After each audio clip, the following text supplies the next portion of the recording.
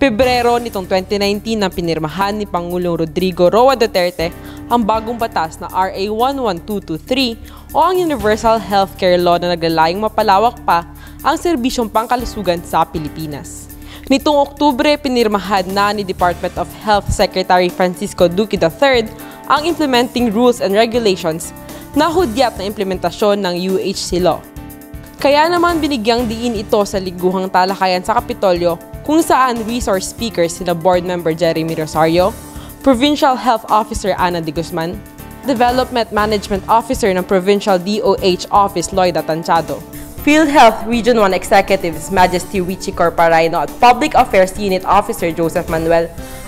Bilang Committee Chairman on Health, nabanggit ni Board Member Rosario na malaking tulong ang UHC sa mga sinusulong na programang pangkalusugan sa probinsya ng Pangasinan.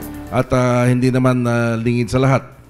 Lahat po tayo naging testigo po dyan sa maraming pagbabago, maraming improvements and upgrades ng ating mga hospitals na sa ngayon ay talagang confidently pwede nating i-claim na ito po ang kanilang hospital of choice, itong ating mga government hospitals sa Pangasinan.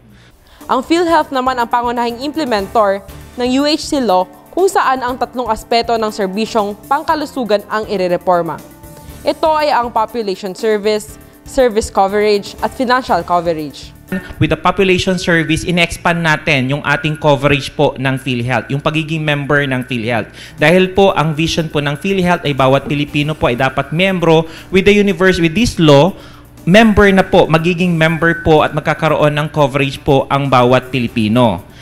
Bibigyang prioridad ng UHC Law ang reference system at ang pagkakaroon ng healthcare provider networks na mag-uugnay sa primary hospital sa mga apex hospitals.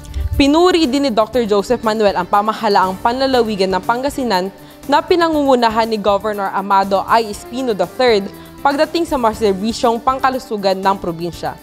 Jaya Season para sa Capitol News TV.